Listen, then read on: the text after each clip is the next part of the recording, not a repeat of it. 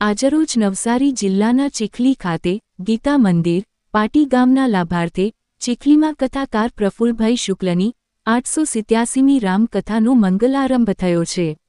ગીતા મંદિર માધ્યમિક અને ઉચ્ચતર માધ્યમિક શાળા પાટીના લાભાર્થે ચીખલી ડી ઇટાલિયા હાઈસ્કૂલ ના મેદાન ખાતે વિશ્વવિખ્યાત કથાકાર પ્રફુલ્લભાઈ શુક્લની 887મી રામકથાનો મંગલમય આરંભ થયો હતો।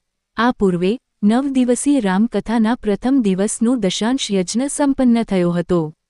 કથાના મુખ્ય આયોજક વાલજીભાઈ સોલંકીના નિવાસસ્થાનેથી વાજા વાજેન્ત્ર કળશધારી બહેનો તેમજ વિશાળ સંખ્યામાં ભાવિક ભક્તોના સથવારે પોથયાત્રા પ્રસ્થાન થઈ હતી।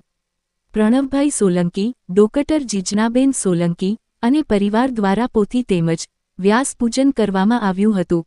કથાનું મંગલમય દીપ પ્રાગટ્ય કથાના મુખ્ય યજમાન કામદાર નેતા આર.સી. પટેલ સાહેબ, પ્રોફેસર ગજાનંદભાઈ પટેલ, એડવોકેટ શ્રી નરેન્દ્રભાઈ ભટ્ટ સાહેબ, હર્ષદભાઈ પંડ્યા, લક્ષ્મણભાઈ, પરિમલભાઈ ચૌહાણ, દિનેશભાઈ રાઠોડ, અનિલભાઈ સોલંકી, હિમાશુભાઈ સોલંકી દ્વારા કરવામાં આવ્યું હતું। કથાકાર પૂજ્ય શ્રી પ્રફુલ્લભાઈ શુક્લના જીવનની 887મી કથાનું મંગલાચરણ કરતા તેમણે વ્યાસપીઠ પરથી કહ્યું હતું કે જેનામાં માનવત્વ નિર્માણ થયું હોય એના માટે રામકથા છે, માં પાર્વતી શ્રદ્ધા છે, જ્યારે ભગવાન મહાદેવ એ વિશ્વાસ છે, રામકથા એ આંતર સુખ માટેની કથા છે। આ શુભ પ્રસંગને કથાકાર નરેશભાઈ રામાનંદી દ્વારા સંચાલન કરવામાં આવ્યું હતું। આચાર્ય કિશન દવે દ્વારા વેદ મંત્રોચ્ચાર કરવામાં આવ્યા હતા। 9 દિવસીય રામકથામાં શિવ પાર્વતી વિવાહ, રામજન્મ, સીતારામ વિવાહ, કેવટ પ્રસંગ, ભરત ચરિત્ર, રામેશ્વર પૂજા ઉત્સવ, રામરાજ્યાભિષેક સહિતના ઉત્સવો ધામધૂમથી ઉજવવામાં આવશે। કથાનો સમય દરરોજ બપોરે 2:30 થી સવારે 5:30 વાગ્યાનો રાખવામાં આવ્યો છે।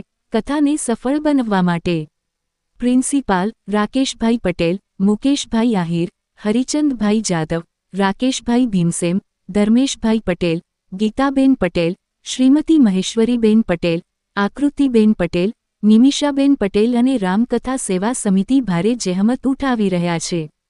ત્યારે અભિનવ સુરત ન્યૂઝ ચેનલના દરેક દર્શકો તેમજ જાહેર જનતાને કથાકાર પૂજ્ય બાપુ શ્રી પ્રફુલ્લભાઈ શુક્લએ આ રામકથાનો લાભ લેવા માટે હાર્દિક આમંત્રણ પાઠવ્યું છે। બ્યુરો રિપોર્ટ અભિનવ સુરત ન્યૂઝ, એડિટર પ્રકાશ પટેલ, સુરત।